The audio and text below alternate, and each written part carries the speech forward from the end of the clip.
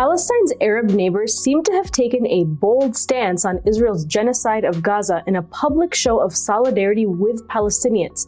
But what's really behind these strong words of condemnation, and what are Jordan, Saudi Arabia, Egypt, and the UAE actually doing behind the scenes to assist Israel? Well, this week, Saudi Arabia and Jordan both issued official statements condemning Israel's planned operation in Rafah, just one day before it took place, citing the potential for a humanitarian catastrophe and urging the United Nations Security Council to intervene. مطالبة الجميع الدول بوقف تصدير الأسلحة والذخائر لإسرائيل والبدء بتحرك باسم جميع الدول الأعضاء وفي منظمة الدعم الإسلامي وجامعة الدول العربية لبلورة موقف دولي للعدوان على غزة.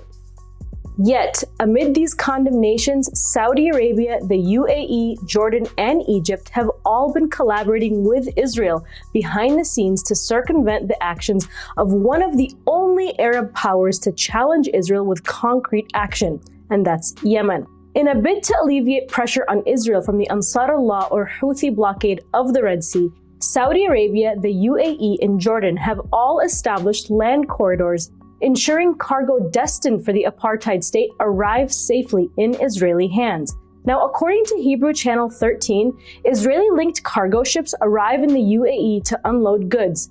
Trucks then transport these goods through the UAE and Saudi highways to Jordan. They eventually reach Israel via the Jordan River crossing. German shipping company Hapag-Lloyd announced that it was working with Saudi Arabia and the UAE to create a land route bypassing the Houthis, which connects ports in the UAE and the Saudi Arabian port of Jeddah, facilitating cargo movement to Israel through the Suez Canal. Now, Egypt has also joined the effort, operating container ships from its port to the Israeli port of Ashdod, further supporting the Land Bridge Initiative and assuring Israeli commerce is not interrupted amid its genocidal campaign in Gaza. But that is just the start of their complicity. Take Turkey, for example. Around 40% of Israel's energy needs are met by an oil pipeline running through Turkey. President Erdogan could simply shut the flow of oil off to Israel, which would shut down the Israeli economy and the military assault in just days. But Erdogan continues not to do so, despite offering very strong condemnation of Israel in his words. Kasabı Netanyahu meselenin Gazze veya Ramallah olmadığını, yayılmacı hedefler peşinde koştuğunu kameralar önünde bizzat ifşa etti.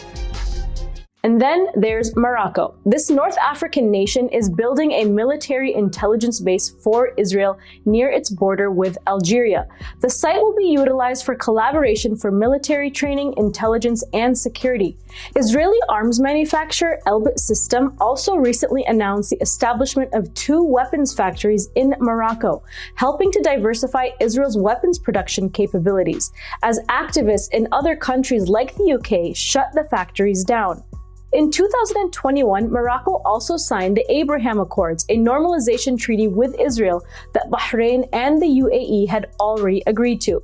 The UAE has long been a hub for Israeli intelligence, and it is now well established that the two nations each aid each other on intelligence matters. Moreover, just last year, Edge Group, a UAE state-owned corporation, invested $14 million in Israeli drone manufacturer Highland Aviation, so that the Israeli police can employ their airspace management system, which was tested by the Israeli Air Force. Now, the relationship between the UAE and Israel has grown now that Elbit Systems established an entire subsidiary organization, Elbit Systems Emirates, in order to establish what it called long-term cooperation with the UAE military.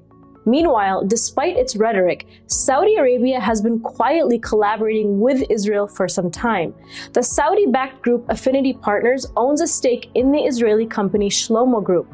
During the conflict in Gaza, the Shlomo Group contributed trucks and military equipment to the Israeli military's Shaldag and Maglan units, as well as food packages directly to the IDF. Saudi Arabia is also well known to be one of the Israeli intelligence industry's best customers.